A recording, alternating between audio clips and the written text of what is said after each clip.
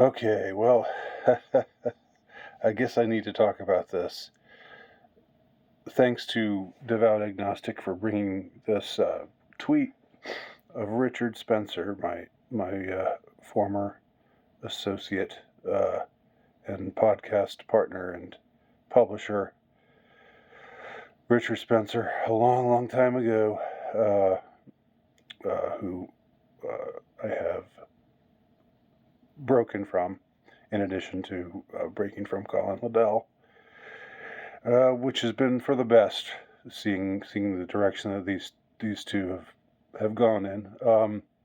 But I've been in a blessed state of ignorance concerning what Richard's been doing or saying lately, for the most part, until Devout Agnostic showed me this tweet of his. Oh my word! Ugh. So. Let's just go for this together. Remember, this is a guy who, at one time, was the publisher of a text about the quote Great Replacement. That was his own. Those are his own words. He was talking about immigrants and people coming to the West, whether they come legally or illegally, and displacing the native populations of Western countries, and how that's a part of a general plan architected by our rulers called the Great Replacement. So the first issue of Radix, the short-lived print magazine that Richard Spencer published. He published two editions of it before, I think, abandoning it. But that first issue was titled "The Great Replacement." Now, this guy who was so against the Great Replacement is repeating these tired, all too familiar talking points, disingenuous, dishonest talking points, which amount to telling the native population that's being actively replaced, basically mocking them and calling them stupid, ignorant rednecks and so forth. Well, let's just read this. Richard writes, or he tweets, the quote Haitians eating cats thing is utterly stupid.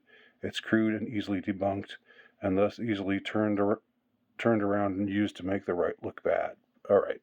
So here he's saying just all of the things that you've heard, if you followed the story out of Ohio about the town that of somewhere around 58,000 that the federal government moved in 20,000 Haitians to this town and totally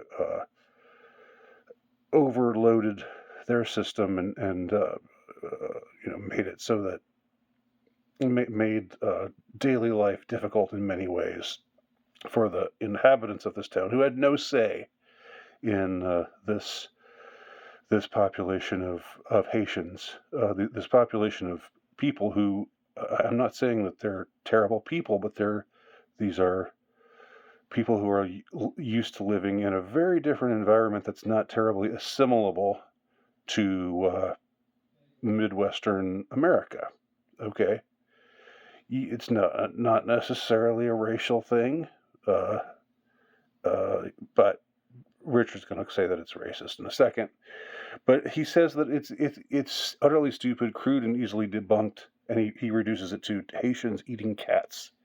Well, if you pay attention to the kind of people who quote unquote debunk these accounts, what they're basically saying is all of these people who live in this town and who are appearing before the local government officials at the Q&A sessions and making their uh, making themselves known, talking about the things that have happened to them. And it's not all about eating cats or eating dogs, or it's about just the perils of suddenly living around a bunch of people who are from third world conditions and who don't speak the language, and who, in many cases, are not uh, not terribly savory people. Um, but Richard, just like all the others who are trying to say that that it's just that it's been debunked, that that's not really happening, they're basically discounting the eyewitness accounts of dozens of people who have spoken up. Uh, are all these people lying, Richard? Are they all lying? Are the Haitians just sweet little angels? Is that what you're saying now? Again, you person who believed that the Great Replacement was happening, and it is happening. Some whatever you think of the term, the Great Replacement, there is a massive effort underway by the elites, by the ruling class, to bring in as many unassimilable people from the third world as possible to the first world. It's happening all over. It cannot be denied. Mass immigration is one of the things that people have no say in it. Most people do not want it, but those who are in charge just do it anyway. They bring in people by the truckload, or they just look the other way at the border and let a ton of people come in, as has happened with the United States, and has happened in many other Western countries. It's a real problem. It's a true crisis, and that was something that Richard Spencer once acknowledged, but now he's just saying, "Oh, it's so stupid. Oh yeah, like Haitians are eating cats." So he says it's easily debunked. How is it easily debunked again? Like in what way has it been debunked? They put some flunky representative. They sent him out and said, we have no evidence that Haitians are eating cat. Like chose this very carefully worded statement, which did not deny that things were happening. Just said something like, "Well, at this point, we have no knowledge of blah blah blah." But that flies in the face of the eyewitness accounts of all of these people who live in this town and who have seen these things. And even if most of the Haitians are okay people who don't bother anybody, and I bet that is the case, they still don't belong. 20,000 of them don't belong in Midwestern America. That just should not have happened. Things like that should not be happening. Things like that would not be happening if we had a government, if we had a rulership who truly cared about the citizens of the West. But to quote Michael Jackson, all I'm really saying is they don't really care about us. They don't care about us. This is a form of ethnic cleansing. This bringing in immigrants who are in many cases unassimilable and hostile, and make life difficult for people who had lived in this quiet, peaceable town, and now suddenly, day-to-day life is much more difficult being around these 20,000 new people with a radically different lifestyle than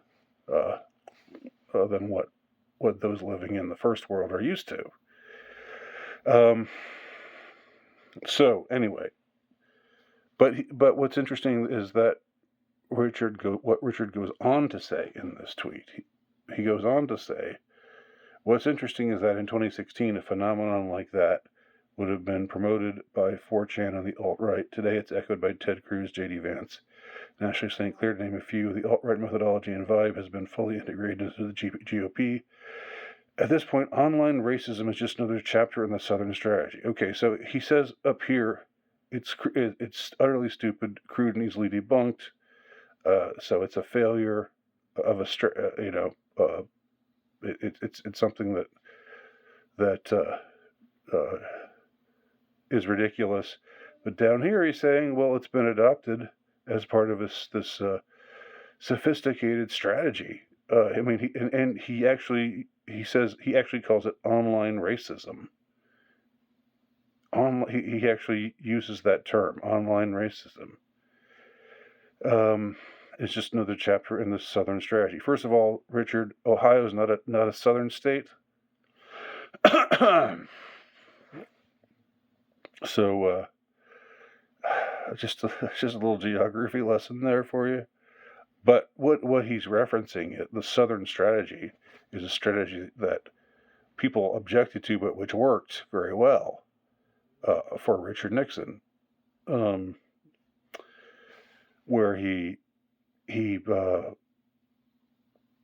played on the concerns, let's just say, without getting too much into the weeds. He played on the concerns of, or emphasized when he was in southern states, emphasized the concerns of a lot of the whites living in southern states at this time when integration was just in the early stages of being pushed, and there was a lot of there's a lot of pushback, there's a lot of rancor, there's a lot of ill feeling about what was going on, and so the Southern strategy, whatever you might say about it, it worked. It was adopted by Richard Nixon and his people, and it worked. So what is it? I mean, it's like Richard. I want to say, Richard, pick a lane and stay in that lane. Is it utterly stupid, and does it make the right look bad to talk about, to say we believe these citizens of this town in Ohio, Springfield, right? Springfield, Ohio. We believe the people of Springfield. We believe the ones who have said these things. We think that they're not lying. They're telling the truth. Their lives have been needlessly complicated by this absolutely vile act of the federal government, bringing in these unassimilable third world people. So that's, he's saying, on the one hand, it's stupid and makes the right look bad. On the other hand, he's saying it's become this. It was something that 4chan would have done in 2016, but now it's being done by the actual GOP. He calls it the Southern strategy again. Ohio, not Alabama, but anyway, he's saying it's part of some sophisticated strategy. So what is it, Richard Spencer? Is it stupid and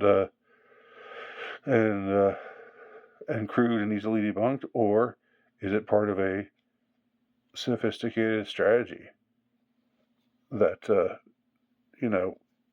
if you're comparing it to the Southern strategy, that strategy worked? What is it exactly that you're saying? There's an incoherence to this post, but it just, God, it makes me roll my eyes so much. And I'm glad that it was brought to my attention, but on the other hand, I kind of wish I'd never read it.